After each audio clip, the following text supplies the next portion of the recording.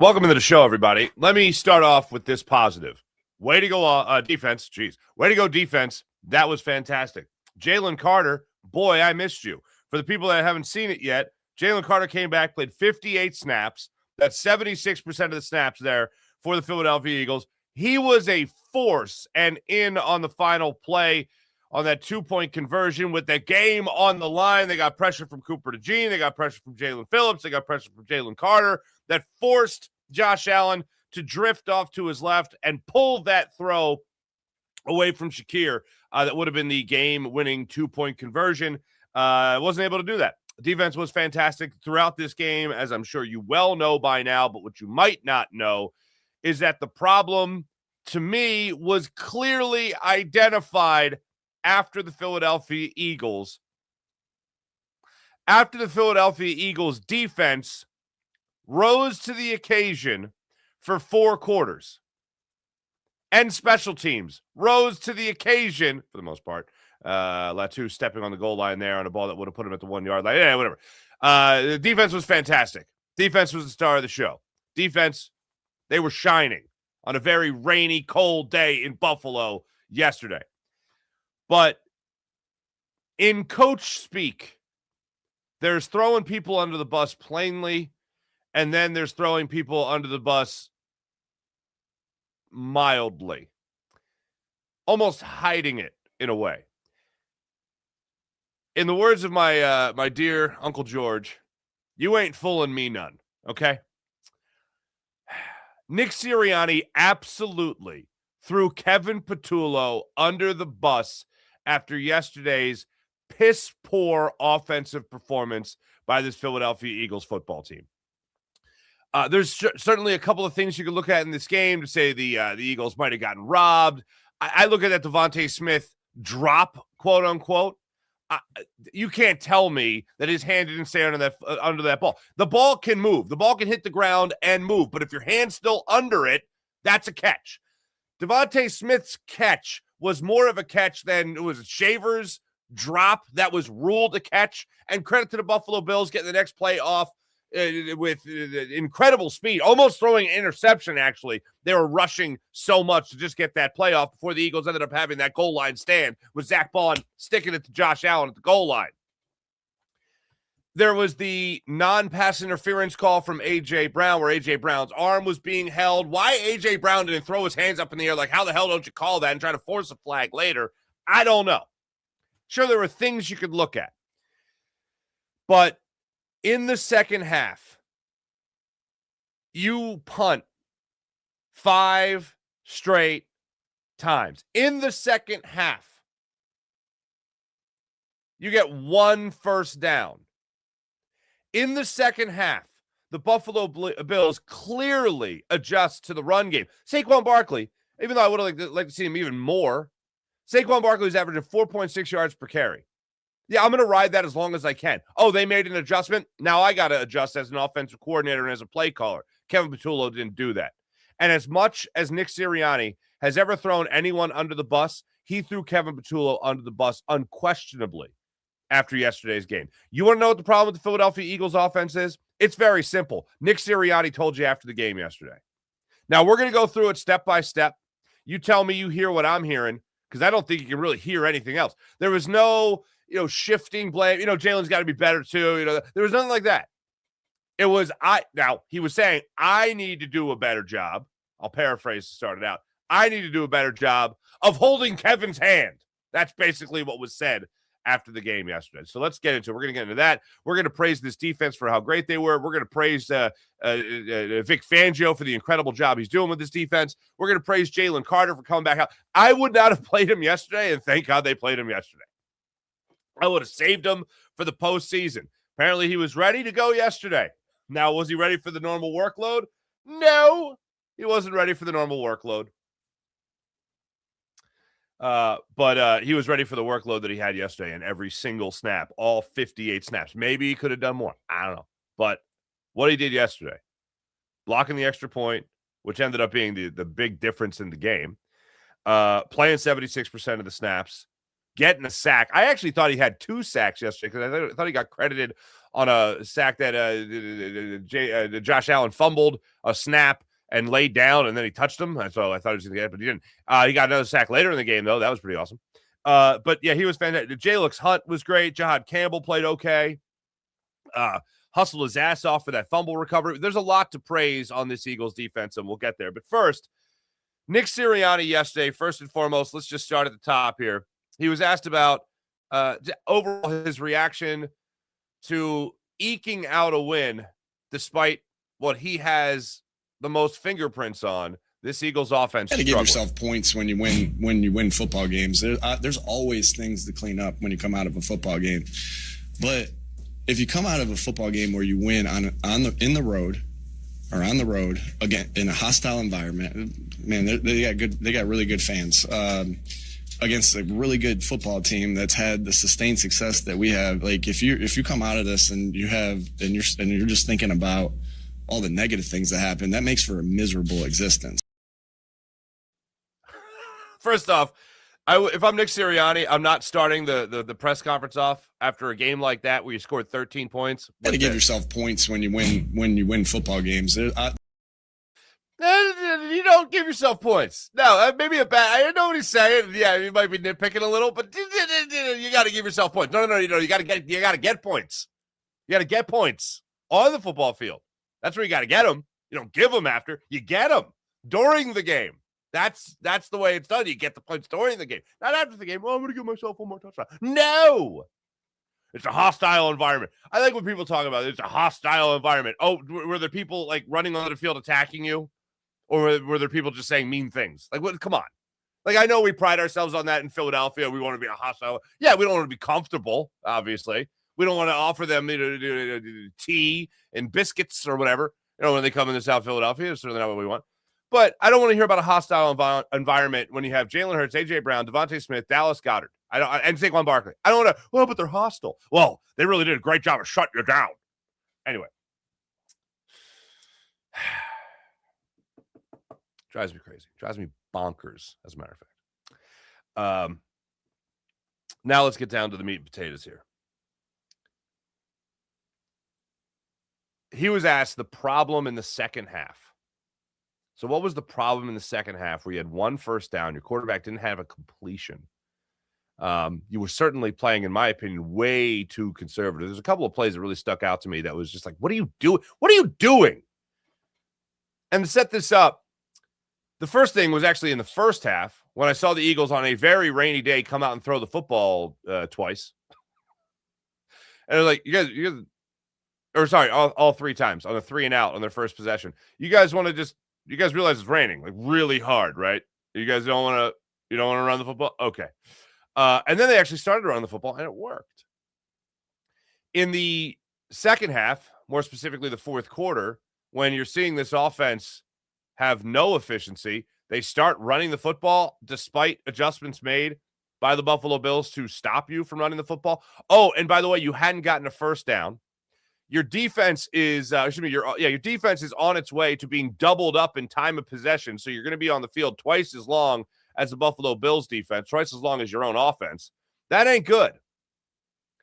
We saw this against Tampa Bay Buccaneers earlier in the season. We had seen it throughout the season. We're just 3 and out, 3 and out, 3 and out. And your defense is just absolutely gassed.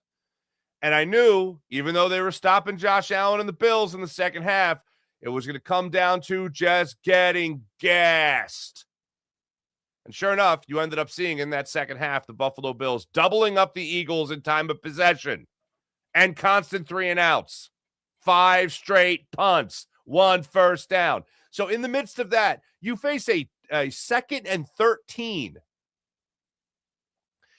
You face a 2nd and 13. And your idea there was to run the ball with Saquon Barkley? Not try to throw and get a first down. Hey, look, I know running the clock is a great thing. I know that's a good idea.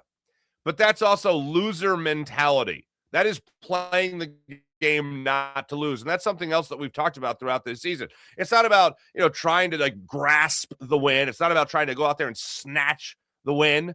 It's about going out there and just trying not to lose. I hate that mentality. And you know what? To a degree, the Eagles played that way last year. They played that way last year because they knew, all right, look, just don't turn the football over. And we can win this football game because we have Saquon Barkley running behind this offensive line playing at an extremely high level. Jordan Mailata off the charts last year. Mekhi Becton, everybody knows. Mekhi Becton was incredible last year.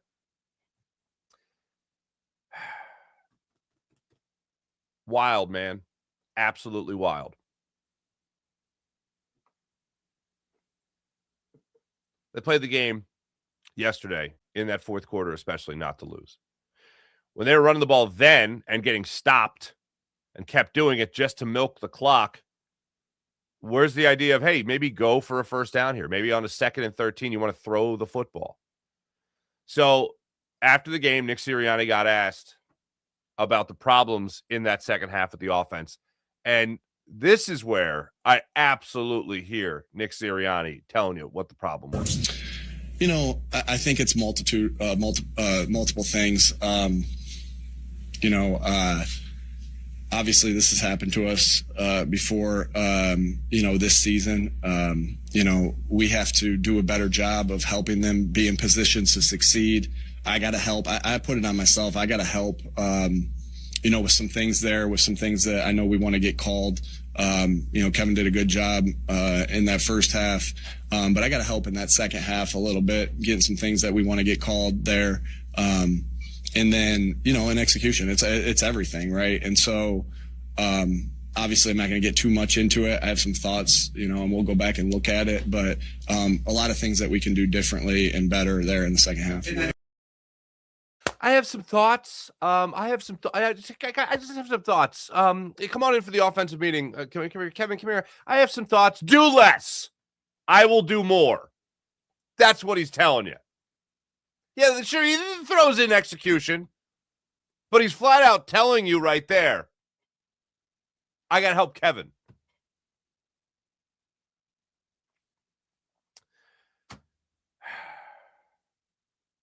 I look at the calendar, or the schedule, really, and I see, week 17.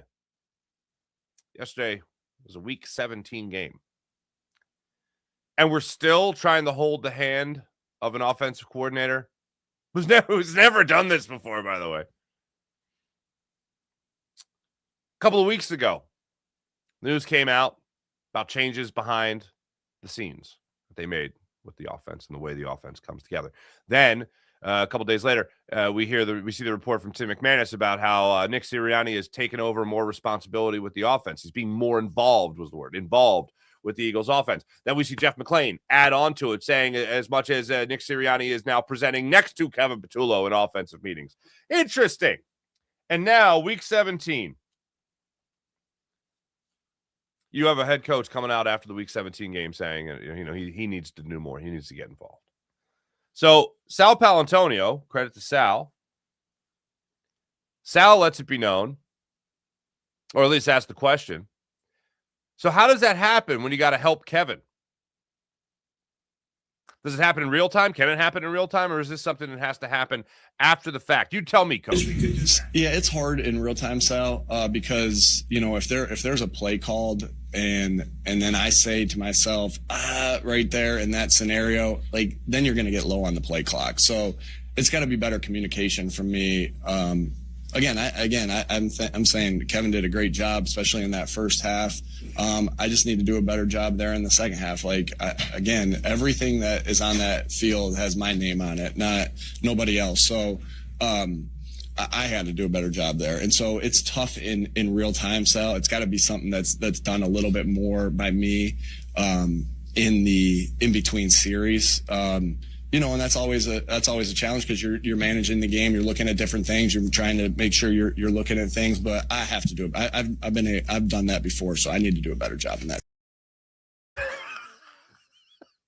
But maybe that's got to be a new drop too. Where it's just like Kevin's going to call that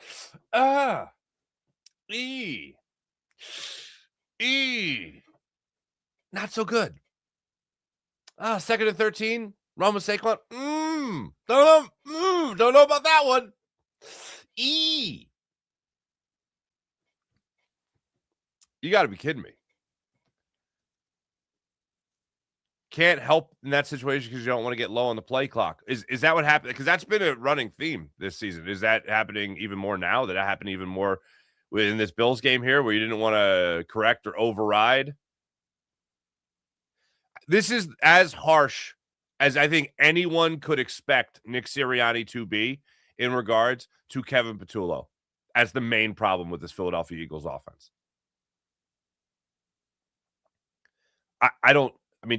Am I correct? Hearing what I'm hearing from Nick Sirianni?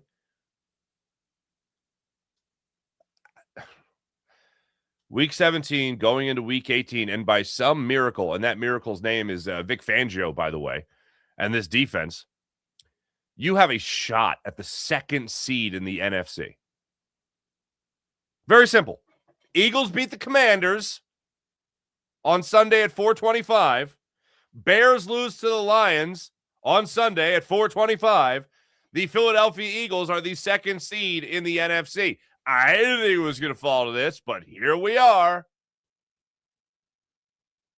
Starters are playing. Nick Sirianni is bat you know what crazy if starters don't play against the Commanders.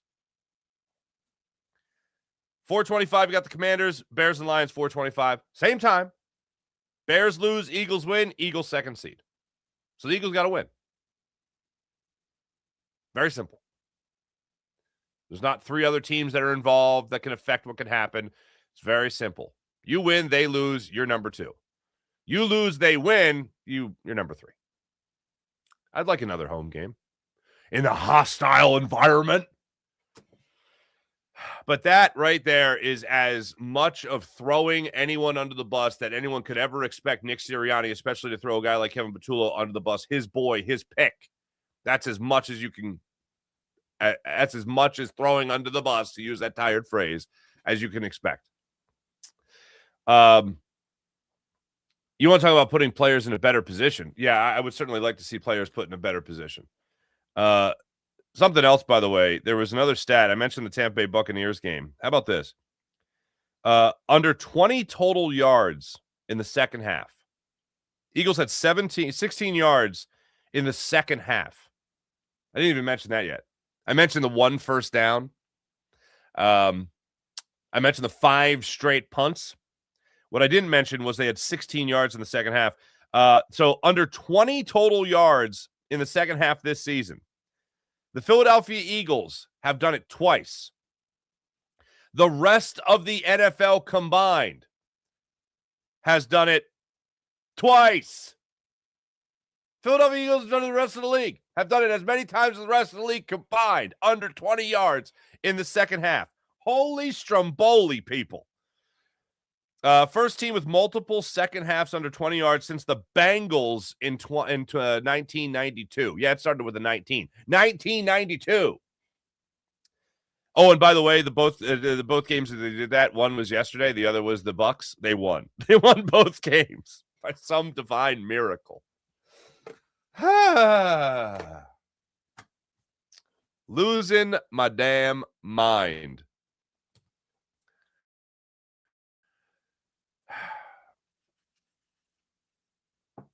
There's no excuse.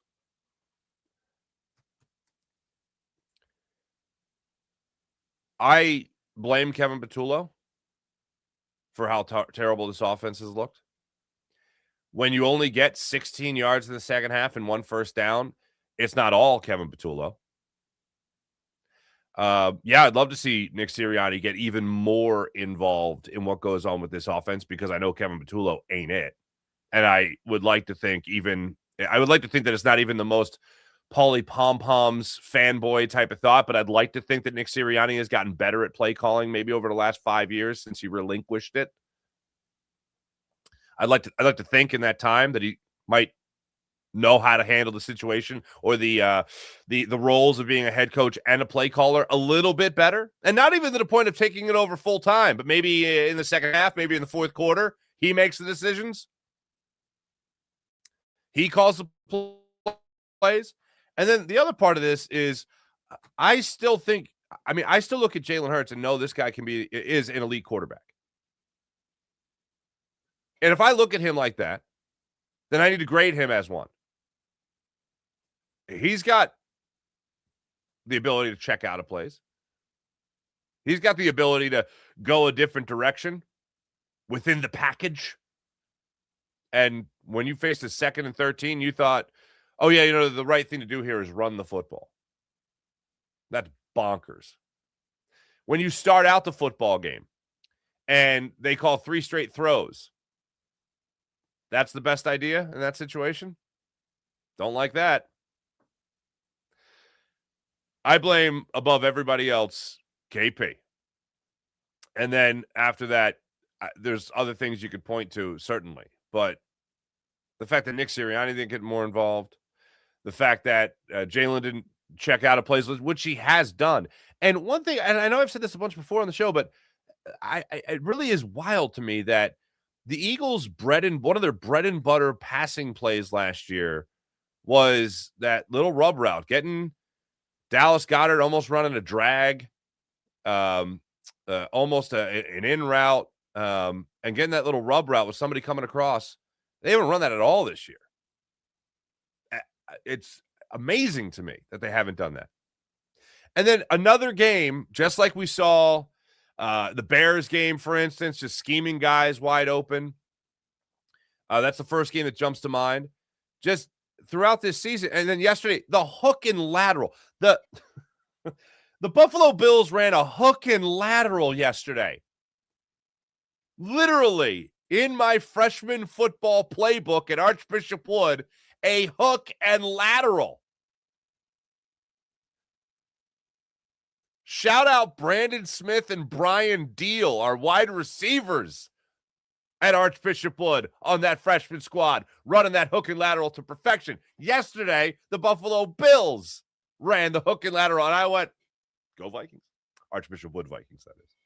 I couldn't believe it. You're seeing all these other offensive coordinators, other play callers get creative when nothing else is working. And what do you see the Eagles do? The same thing. The same thing they do. Every once in a while, you know what they do? They run a shovel pass. Wow! What kind of sorcery is a shovel? What is that? Other exotic, creative plays, and you're just sitting there being basic. Something Jalen Hurts said yesterday. And I want to be clear for the people that when you hear a criticism of Jalen Hurts, that I am the farthest thing from a Jalen Hurts hater. But when you're the quarterback and I praise him for checking out of plays and making smart plays and smart decisions like that. Okay, well, where was that yesterday? Where was that during 5 consecutive punts? Okay. One thing Jalen said after the game really bothered me because he talked about the turnover battle. When you focus on not turning the football over, yeah, that's good. Jalen Hurts needs 2 interceptions a game so that he can. No, that's not how it works. 2 interceptions a game, so I know he's taking chances because those chances will pay off sometime. No, that's dumb. But when you're trying to win yourself a game, there's a difference between being overly aggressive and then just being stupid. I'll go back to the 2nd and 13 again. You mean to tell me checking out of that to a passing play wasn't the smarter idea? You mean to tell me your only way of trying to win the game as an offense was to just run the clock? I talk about not turning the football over as do the bare minimum. Bare minimum is win the turnover battle. Just do that. Just win the turnover battle. You got a great chance at winning the game. What's even less than that is, all right, let's just burn clock. We're going to go 3 and out, but we're going to burn time. That to me is absolutely insane. And the thing that got to me yesterday was Jalen in his post-game press conference said, he highlighted the direct correlation between the turnover battle, winning that, and winning the game. You win the turnover battle, you win the game.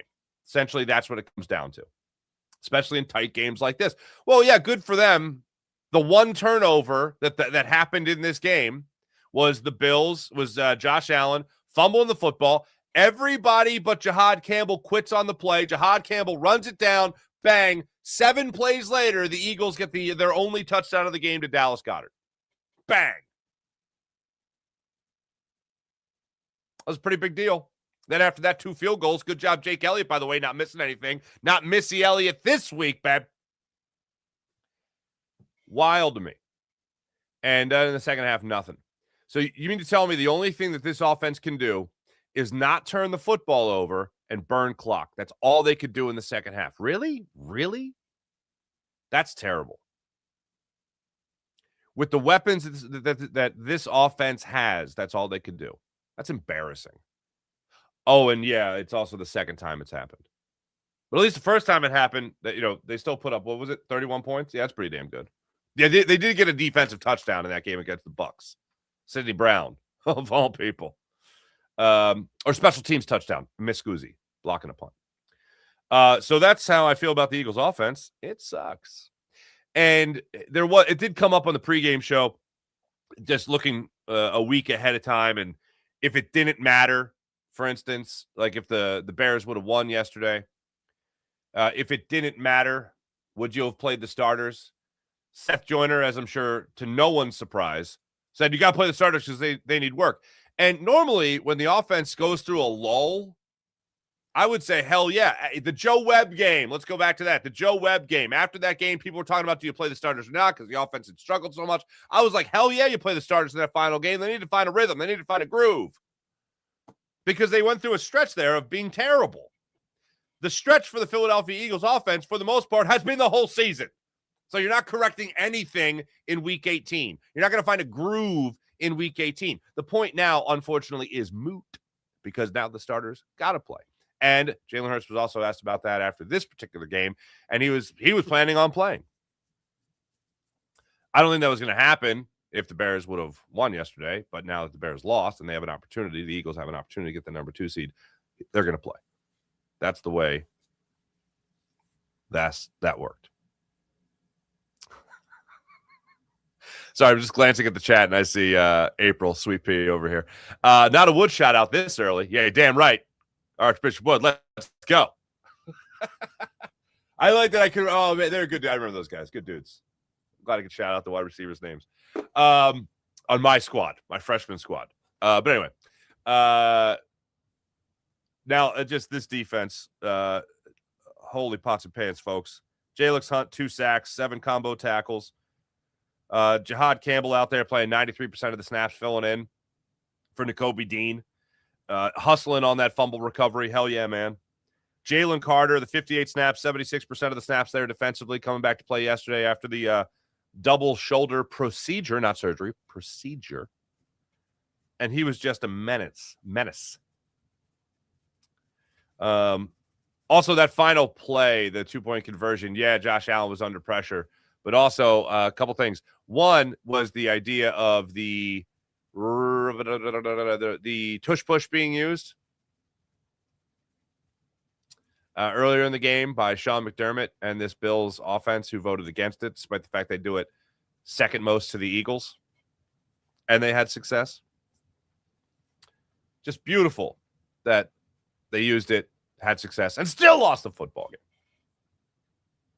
I think that was their second touchdown. Because what's his name? Knox was down at the 1 or the 1-inch yard line, whatever. So yeah, love to see that. Cooper DeJean continues to be a stud. I really thought the Quenyon Mitchell pass interference was going to get let go. Look the other way, especially after A.J. Brown earlier in the game had his arm held behind him with no pass interference call. Tried to make the catch one-handed. I was like, why is he trying to make the catch? Was his other arm being held? Oh, his other arm was definitely being held. How much that would have changed the outcome of this game. That was in the second quarter. Eagles' first possession of the second quarter. They're up at that point 7-0. He comes down with that ball, or they get the pass interference. I think it would have been at the 4-yard line. I feel like the Eagles score a touchdown there. Another shovel pass. What? But yeah. Defense was absolutely incredible yesterday. And also, it's worth noting, time of possession in the first half was 16-14 in favor of the Eagles. 16 minutes flat versus 14 minutes flat in the Eagles' advantage. It's a miracle, right? It's really hard to figure out. that the Eagles defense was better when they weren't asked to play every 3 snaps, every 4 snaps, really. So that's pretty wild. There was one more. Oh, I mentioned Jake Elliott. Braden Mann yesterday. 2 things. In the Eagles notes that they released yesterday, Braden Mann got a big shout out for how fantastic he was. Eagles punter. I didn't get rid of that, did I? Because that'd be stupid. But he was a man possessed yesterday. Giving the Eagles, well, really helping in all reality, helping the Eagles flip field position. There's a couple of instances there. One was that pass interference call. The Eagles get the goal line stop. He's still able to get the ball out of the end zone by some miracle, barely, but still was able to get that ball out of the end zone.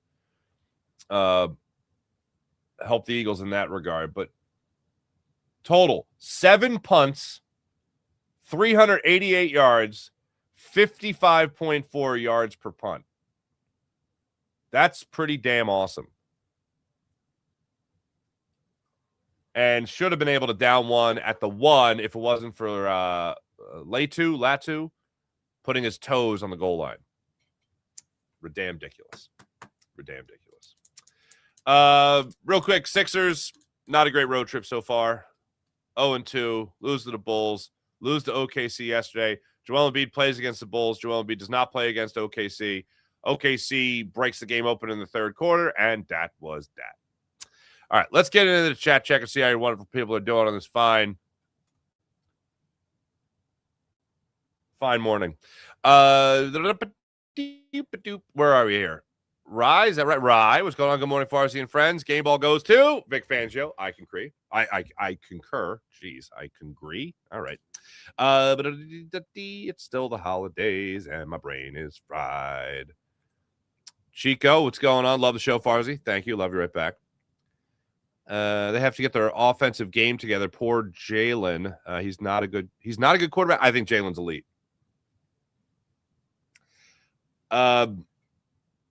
He's been to 2 Super Bowls. He's won a Super Bowl. The first Super Bowl he played in, he was runner-up in the MVP award for the season.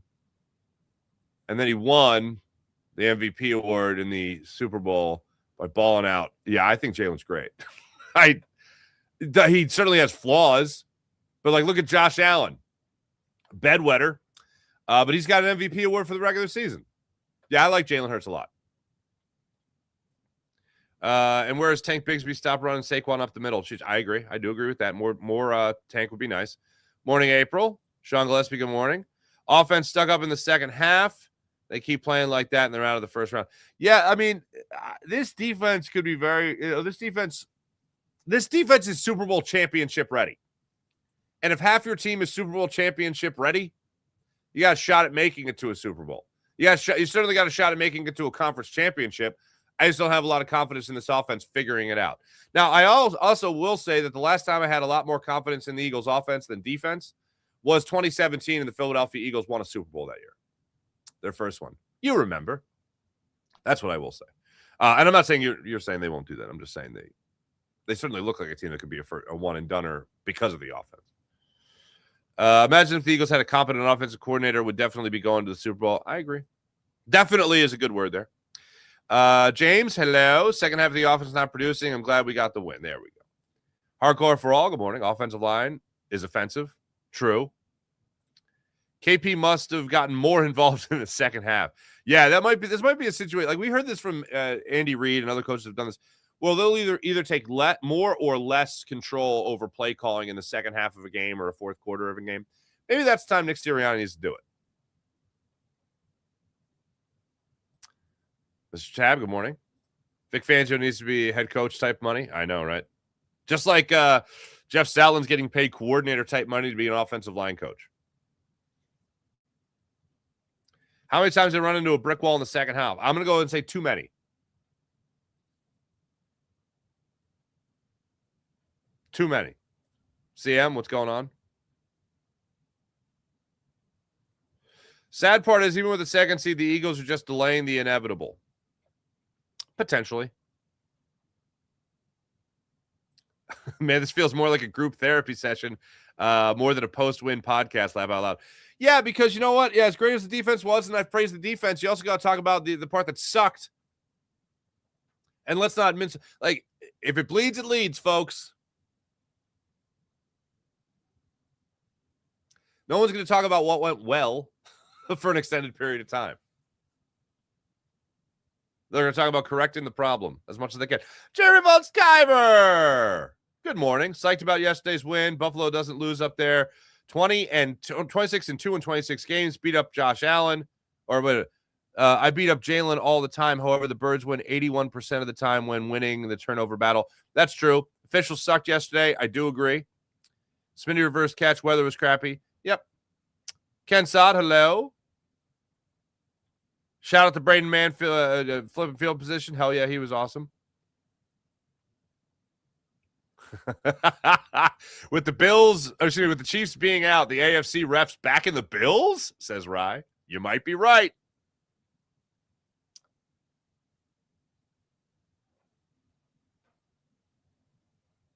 Sean Gillespie, off topic. Bacon, jam, grilled cheese from Dunkin' is incredible, even cold. Huh.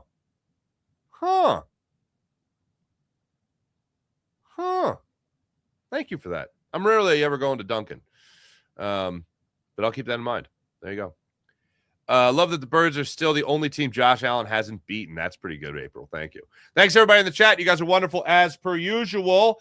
Thanks for watching. Thanks for listening. Back with you guys later today for Locked On 76ers. Have a great rest of your day, everybody. At Fox 29 coming up at 7:45. See you guys.